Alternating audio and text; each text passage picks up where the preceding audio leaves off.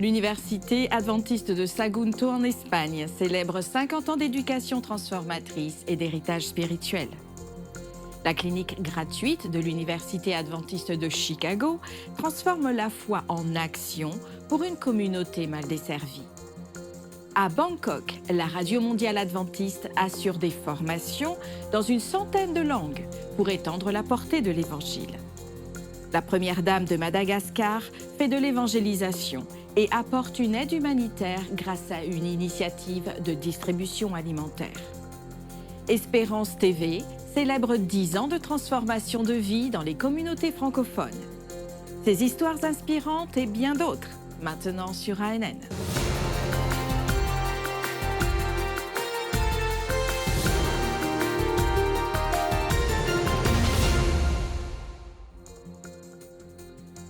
En Espagne, le campus adventiste de Sagunto a célébré son 50e anniversaire avec un week-end d'événements réunissant plus de 1200 anciens élèves, membres du personnel et invités pour honorer son héritage et son avenir.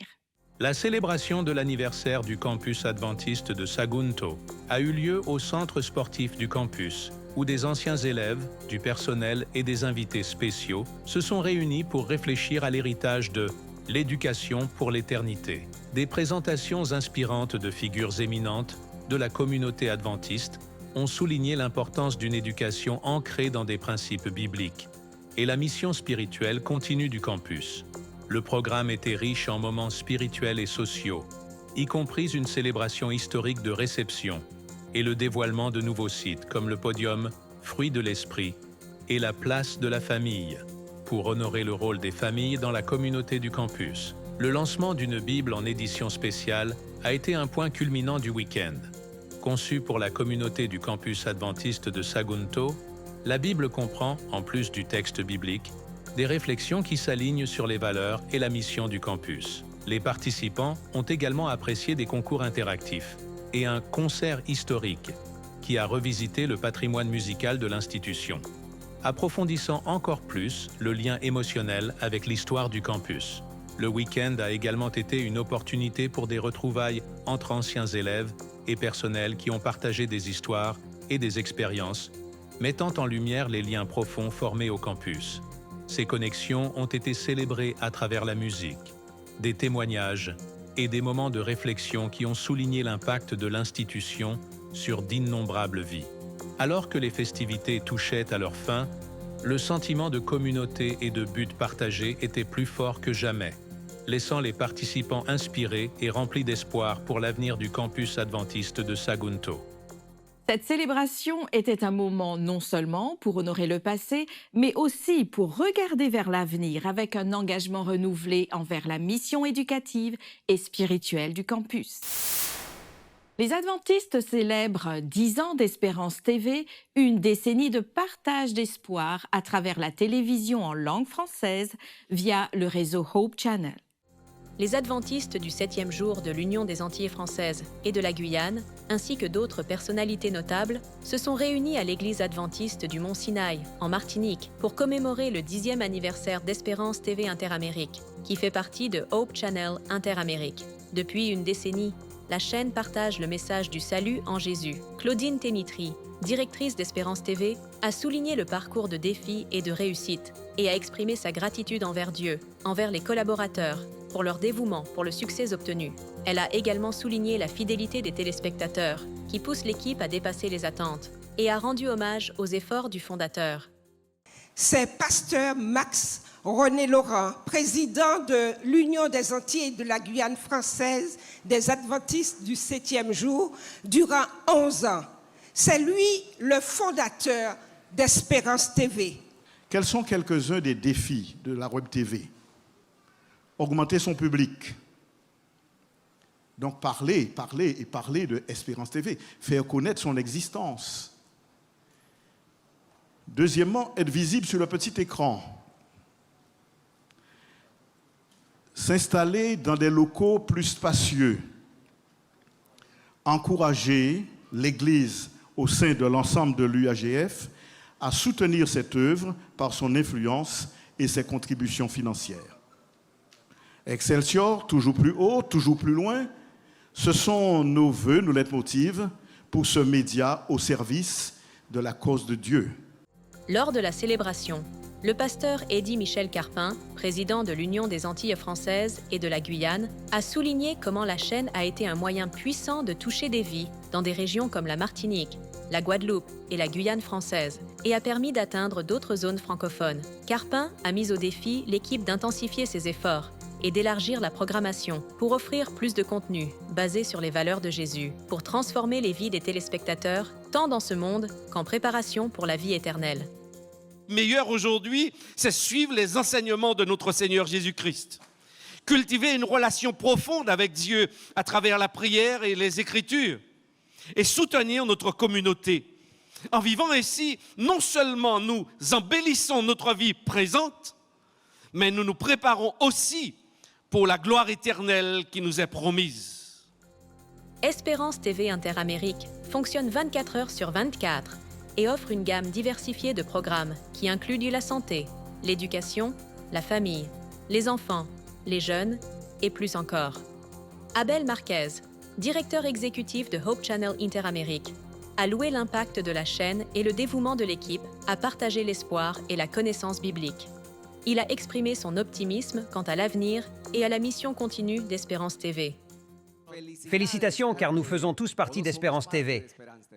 Espérance TV Interamérique continue d'élargir sa mission pour atteindre des milliers de personnes à travers diverses plateformes numériques. Écoutez Espérance TV Interamérique via le site officiel espérancetv.org sur YouTube et des plateformes numériques comme Roku et Hope Channel. L'Église adventiste du 7e jour dans la région eurasienne a tenu un congrès en Russie pour les enfants de pasteurs ayant pour thème « Voyez, il est proche ». Tenu à Zaoksky, en Russie, le congrès a rassemblé des enfants de pasteurs de l'Église adventiste du 7e jour dans le but de renforcer la foi, de se faire de nouveaux amis et de s'engager au service du Seigneur. Les participants ont été inspirés à renouveler et à maintenir une relation étroite avec Dieu. Ils ont également été mis au défi de placer Christ au centre de leur vie et de lui faire confiance pour la force, malgré les défis typiques tels que les déménagements constants et les changements d'école. Le moment le plus significatif du congrès a été le baptême de 4 jeunes qui ont rejoint la famille adventiste mondiale. C'est avec grand espoir que nous voyons la nouvelle génération se préparer à poursuivre la mission. La clinique de Chicago Medicine traduit la foi en action en fournissant des soins gratuits aux membres de la communauté mal desservie. Le programme vise à ce que les patients se sentent mieux dans un sentiment de complétude et de sécurité grâce à un service compatissant. Dans la vidéo suivante, nous verrons comment la mission de la clinique et le dévouement des bénévoles mettent la foi en pratique. Bonjour à l'équipe. Je crois que tous ceux qui viennent ici aujourd'hui en tant que patients ont besoin d'aide et d'encouragement. Et au lieu de passer du temps à se détendre chez vous après une longue semaine... Bonjour. Bienvenue à la clinique gratuite du Centre hospitalier universitaire de Chicago. Vous êtes ici parce que vous comprenez. Ce n'est pas une théorie que nous apprenons dans les Écritures ou à l'Église. C'est une question de pratique. Il s'agit de prendre soin de notre communauté défavorisée, de lui donner de l'espoir, de l'encourager et de lui rappeler qu'elle n'est pas seule. Ce que j'aime dans notre organisation, ce sont les normes de service qui ne sont pas axées sur la théorie ou quelque chose d'ambitieux qui peut ou non être réalisé. Nous savons exactement ce que nous devons faire pour aider les autres à se sentir mieux, à leur donner un sentiment de complétude, à rendre cela facile, à les rendre acteurs. Nous allons utiliser nos normes de service pour inspirer et aimer les personnes qui franchissent ces portes aujourd'hui. Et je sais que pour beaucoup, ce sera une expérience transformatrice alors que vous les servirez. Ma prière est que Dieu soit présent dans ces moments.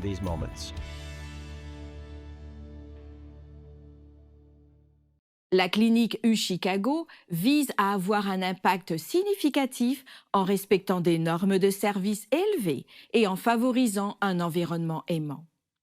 Elle offre une expérience transformatrice, tant pour les patients que pour les bénévoles, avec l'espoir que la présence de Dieu guidera et inspirera leurs efforts.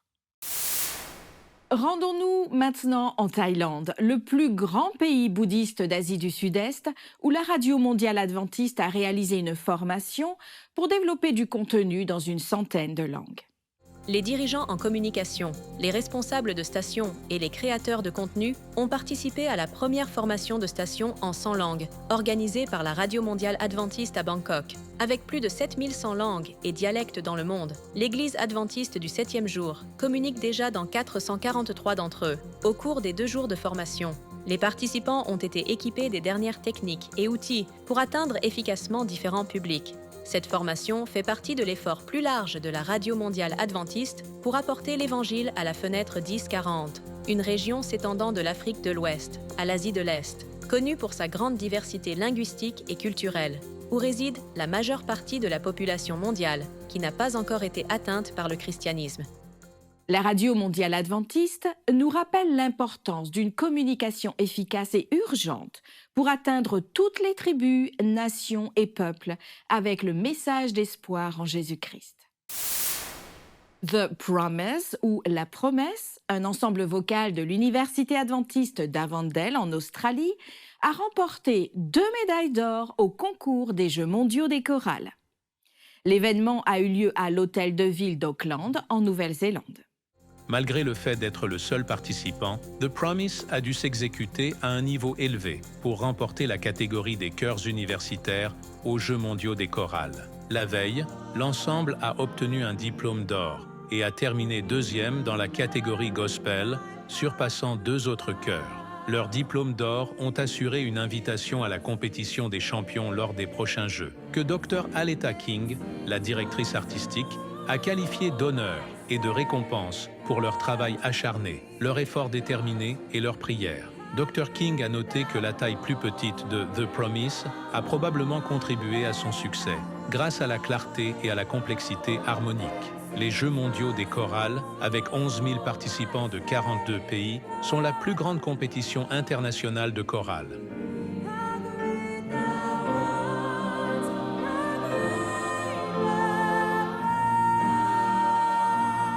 Félicitations à l'ensemble vocal d'Avondale pour ses réalisations. Leur musique allait au-delà des notes et des harmonies. Elle était un puissant témoignage destiné à glorifier et à louer Dieu. Un tueur peut-il trouver la paix et le pardon? C'est ce que nous allons voir maintenant. Faites connaissance avec un tueur impitoyable. J'en ai tué tellement. Comment Dieu pourrait-il me pardonner? Grâce à la radio de sa famille, Dieu a fait vibrer une corde sensible. Maintenant, armé de l'Évangile, d'un projecteur et d'une radio, il est retourné dans ces mêmes villages. C'est un vrai Saul des temps modernes qui est devenu Paul. Le bourreau s'est transformé en évangéliste de Dieu qui sauve des vies. Une histoire de foi, de défis et de triomphe. Dans le dernier épisode des Profils ANN, Alyssa Truman accueille le pasteur Williams Costa Jr., directeur de la communication de la Conférence générale. Il détaille comment la musique et les médias ont influencé la diffusion de l'Évangile.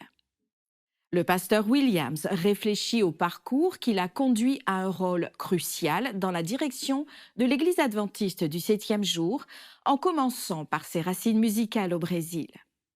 J'ai commencé à composer pour ce concours. Finalement, j'ai remporté le premier prix. Ça a commencé comme ça. Vous vous rappelez de quoi parlait la chanson? Oui.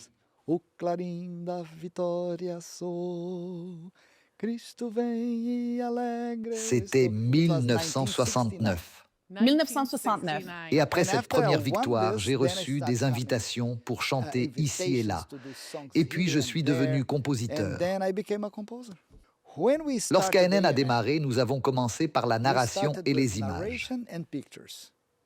Et beaucoup de gens ont dit, il n'y a pas d'avenir. Absolument pas d'avenir. Mais tout projet qui commence par la prière Dieu l'élève et le met en place. ANN est un témoignage de cela. Aujourd'hui, après 12 ans de vidéos, ANN est produit en anglais, portugais, français, espagnol et swahili. Chaque semaine, nous publions de plus en plus d'histoires. De plus en plus de personnes envoient des histoires. Et celles-ci inspirent des gens dans le monde entier, parce qu'une famille sans communication est vouée à mourir.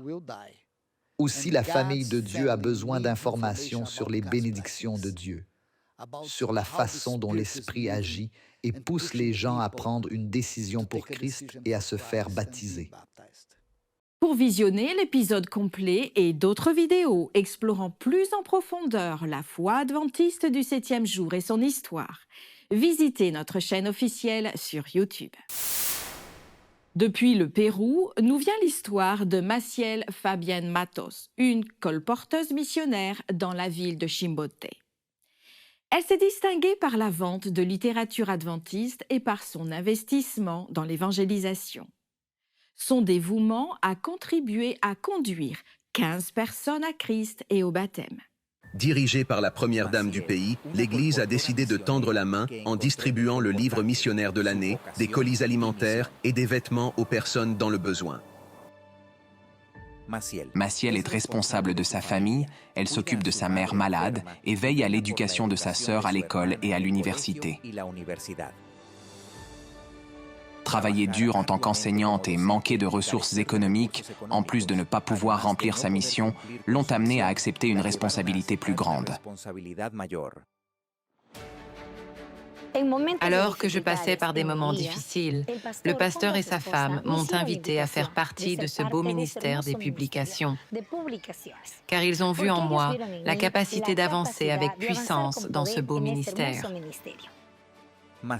Maciel participe activement dans son église locale, où elle occupe le poste de leader régional des jeunes dans la ville de Chimbote et est responsable du secrétariat. Son esprit collaboratif se manifeste dans les différents ministères. Son dévouement se reflète dans son implication dans toutes les activités de l'église et dans le fait d'avoir conduit 15 personnes au baptême. J'ai toujours aimé l'œuvre missionnaire de l'Église. Et le colportage a non seulement changé ma vie, mais il me donne aussi l'occasion de partager directement le message d'espoir. Maciel est une colporteuse qui voit en chaque personne une opportunité de salut. Dans ma formation dans ce beau ministère, j'ai compris qu'il ne s'agit pas seulement de distribuer des livres, mais d'amener plus de personnes à Christ. Car plus tu aimes la mission, plus tu veux vendre.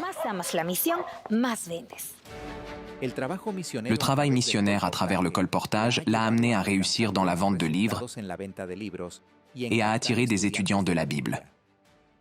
J'ai reçu de Maciel le livre « Les habitudes des gens heureux » et j'étudie la Bible avec elle. Depuis qu'elle a accepté son appel, Maciel a consolidé ses compétences professionnelles, ce qui lui a permis de se démarquer dans son travail. Son dévouement et ses efforts l'ont amenée à atteindre des résultats extraordinaires et elle est maintenant prête à franchir la prochaine étape dans le plan de carrière du colportage. Elle acquérera le statut de colporteur aspirant le jour du colporteur. Je suis un témoin vivant de la façon dont Dieu pourvoit et ouvre des portes là où je ne voyais que des difficultés. Je m'appelle Maciel et voici mon histoire de foi et de mission dans ce beau ministère des publications. Que Dieu vous bénisse. Maciel est un exemple inspirant de la manière dont le colportage peut transformer des défis en opportunités de service et d'évangélisation, démontrant le pouvoir de la foi en action. L'Église adventiste du 7e jour, dans la région de l'océan Indien, croit, grâce à l'implication totale du membre, une initiative mondiale qui engage chaque membre, Église et entité administrative. Des milliers d'adventistes partagent activement l'Évangile et suivent l'exemple du Christ en aidant les autres physiquement, mentalement, socialement et spirituellement. Dirigée par la première dame du pays, l'Église a décidé de tendre la main en distribuant le livre missionnaire de l'année, des colis alimentaires et des vêtements aux personnes dans le besoin. ITM, où nous parlons davantage de la méthode de Jésus et de la façon dont il a répondu aux besoins des individus.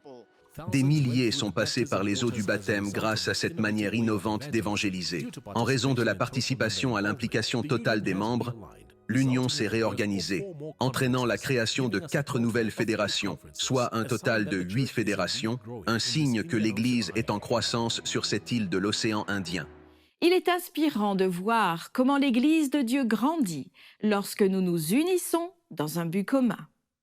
Partageons le message du salut en commençant par ceux qui nous entourent. Découvrons ensemble la convention de leadership des femmes à Bangkok en Thaïlande, où les femmes se sont unies pour célébrer et faire avancer la mission de l'Église. Au congrès sur le leadership féminin Made to Flourish, à Bangkok, plus de 800 femmes des régions du Nord et du Sud de l'Asie et du Pacifique se sont réunies pour une convention des femmes de 2 divisions. Cet événement a mis en lumière le rôle crucial des femmes adventistes dans l'avancement de la mission de l'Église. Des délégués de plus de 20 nationalités ont célébré la communion et la diversité culturelle. La convention a débuté par une soirée pyjama virtuelle, des discours inspirants sur le leadership féminin et des sessions sur la santé, l'identité et la mission. Les moments clés comprenaient des messages sincères de dirigeants comme Galina Stele et Roger Kaderma, ainsi que des hommages spéciaux, y compris un à la défunte Heather Dowen Small, une ancienne directrice des ministères des femmes adventistes, connue pour son travail impactant dans l'inspiration et l'élévation des femmes dans leur rôle spirituel. L'événement s'est terminé par un profond rappel de rester ferme dans la foi et le service, même au cœur des défis de la vie. Cet événement a magnifiquement mis en lumière le dévouement et le leadership de ces femmes à travers une série de sessions inspirantes et d'échanges culturels dynamiques. Ne parvenant pas à guérir ses 2 enfants par des pratiques de sorcellerie, Prahlad a succombé au désespoir. Mais Dieu a touché son cœur à travers les ondes de la radio. Rencontrez Ranja, la sorcière de Madagascar. Bébé, elle a été consacrée au diable. La sorcellerie l'a rendue influente. Les villages l'ont engagée pour empêcher les voleurs de vaches de s'emparer de leurs troupeaux. Même si j'étais très puissante, que je pouvais guérir les gens, fermer la gueule des crocodiles et stopper les balles, j'étais malheureuse. Lorsqu'elle écoutait la radio mondiale adventiste, les mauvais esprits n'avaient pas d'emprise sur elle. Elle a appris que Jésus est le pouvoir suprême. Après son baptême, elle a fondé 3 églises adventistes. Une sorcière jeteuse de sorts est devenue une gagneuse d'âmes planteuse d'églises. Avoir 18 ans peut être une transition difficile, surtout pour les jeunes vulnérables des côtes caribéennes du Costa Rica, où beaucoup courent le risque de sombrer dans la drogue et d'autres activités destructrices. Ce trimestre, une partie de l'offrande du 13e sabbat ira à la construction d'un centre qui offre un espace sûr où les jeunes peuvent séjourner tout en acquérant des compétences professionnelles qui les aideront à devenir des citoyens, contribuant positivement à la société. Pour certains, avoir 18 ans signifie entrer dans une nouvelle et dure réalité. Dans la partie Caraïbe du Costa Rica, les enfants et les jeunes adultes vulnérables sont souvent la cible de la drogue et d'autres influences négatives. L'Église adventiste du 7e jour est à l'écoute des besoins de sa communauté et s'efforce d'apporter des solutions. Chaque semaine, des bénévoles se rendent dans un orphelinat local pour organiser des programmes pour les enfants. Plus de 100 enfants vivent dans cet orphelinat. Aujourd'hui, il y a des bébés d'1 an, de 2 ans et jusqu'à 18 ans. Nous visitons les maisons, étudions, prions et travaillons avec les enfants. Il y a une équipe de l'église centrale de Limón. Mais c'est nous qui travaillons avec les enfants. Des dizaines d'enfants et d'accompagnateurs assistent au programme et au culte. Marjolette est l'une d'entre elles. Elle est chargée de s'occuper d'une maison de filles et de les préparer à l'avenir lorsqu'elles seront autonomes. Dans cette maison, chacun fait son travail, comme l'entretien de sa chambre, de son placard. Et ils savent faire le ménage, cuisiner. Tout ce qu'ils ne savent pas faire, je leur enseigne. Marjolette sait que la vie après l'orphelinat peut être encore plus difficile. Elle est reconnaissante aux adventistes qui lui rendent régulièrement visite. De nombreux enfants ont accepté Jésus grâce à ces programmes. Même Marjolette est devenue adventiste du 7e jour grâce à ces visites. J'aime cela parce qu'ils comprennent beaucoup de choses sur Dieu et parce qu'il y en a parmi nous qui ne savent rien sur Dieu. Quand ils sont arrivés ici, ils n'allaient pas à l'église. Maintenant que l'église vient ici, ils y vont et apprécient grandement. Ils étudient la Bible, prient avant de manger. Ils ne le faisaient pas avant. Mais lorsqu'ils atteignent l'âge de 18 ans, ces jeunes doivent quitter l'orphelinat et entrer dans un nouveau monde. Ces enfants, dont beaucoup sont là depuis 10, 11, 12 ans ou plus, ne connaissent pas leurs parents. Ils ne connaissent pas leur famille. Et lorsqu'ils doivent quitter le village à 18 ans, ils n'ont nulle part où aller.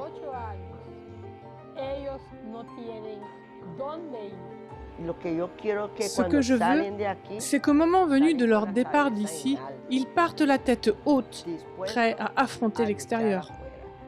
Ce trimestre, une partie de vos offrandes du 13e sabbat contribuera à la construction d'un centre où ces jeunes adultes pourront se rendre lorsqu'ils atteindront l'âge de 18 ans.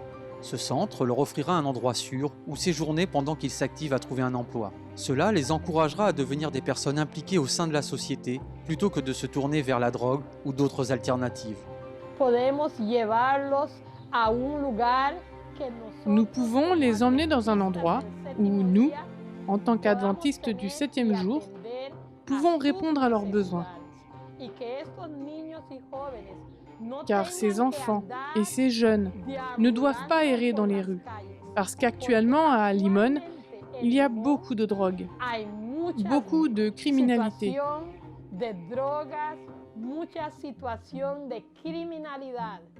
Et nous ne voulons pas perdre tous les efforts et les sacrifices que nous avons faits au cours des années en travaillant avec ces enfants et ces jeunes pour que lorsqu'ils atteignent l'âge de la majorité, ils finissent par retourner dans la rue.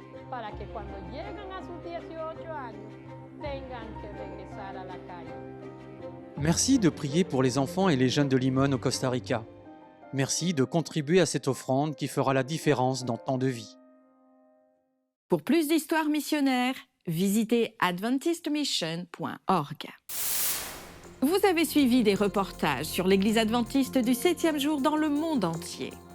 Présente dans plus de 200 pays, la dénomination cherche à servir comme le Christ à travers ses membres, ses dirigeants, son siège administratif, ses institutions et ses ministères de soutien.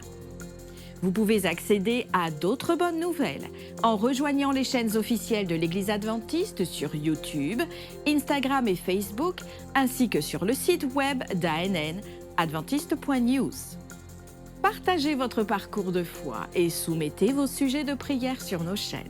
Notre équipe prie pour vous.